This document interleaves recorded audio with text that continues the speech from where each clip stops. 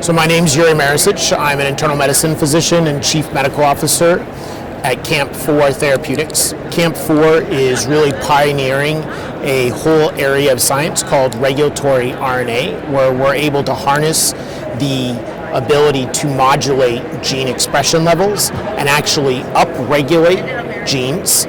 And we are deploying this across both prevalent as well as rare genetic diseases, where we have the ability to potentially transform those diseases through increasing gene expression. We have two programs that are what I would consider lead, and then a selection of pipeline programs in development. Our first program is already in the clinic, targeting individuals with urea cycle disorders. Our second program, which is nearing the clinic, is for SYNGAP1 related deficiency.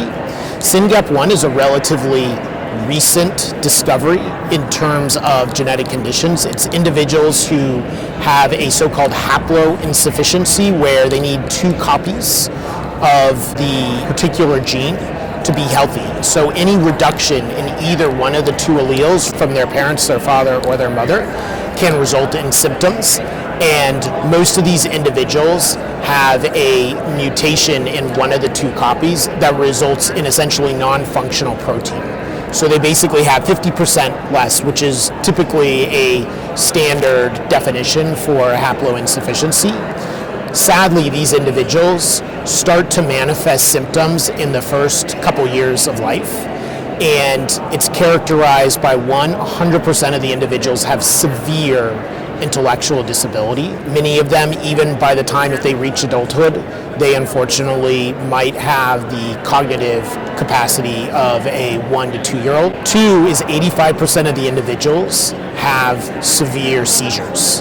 And there are several types of seizures, and many of them can have numerous seizures per day, and there's no seizure medication that can adequately control their seizures. So many of them have to be on multiple medications. And then the third is about 50% of them at least have a what I'm going to call autism-like, but you should really think of this as a behavioral and social interaction deficits, where they may speak only a couple words at most. They have difficulty interacting with those in their environment. And so taken together, the intellectual disability, the seizures, as well as the social and behavioral domains of this disease, it's a severe, severe disease. Originally, it was discovered really in the last little over a decade. And only recently have we seen very much expanding understanding of the population.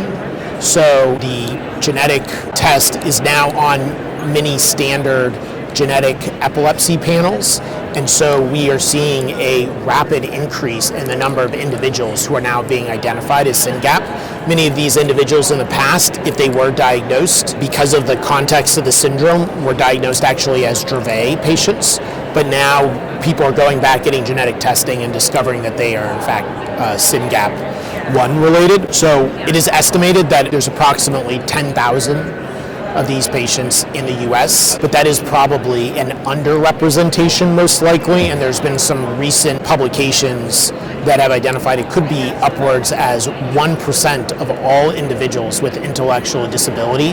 Many of them may be in group homes or other institutionalized environments, because unfortunately as they hit adulthood, it's often very hard to keep these individuals safe at home when they're just supported by family. Unfortunately, there's no disease-modifying treatments here. There's no genetic treatments that currently are in the clinic, so there's yet to actually be a disease-modifying targeted therapy that's yet made it to clinical trials. But this disease is uniquely situated for our platform because we have the ability to increase that gene expression and thus the protein for SYNGAP. And so we've seen already some encouraging animal data. And so we're really excited to potentially get this into the clinic as soon as possible. We actually have some data that's going to be presented at ASGCT next month that we're really excited about.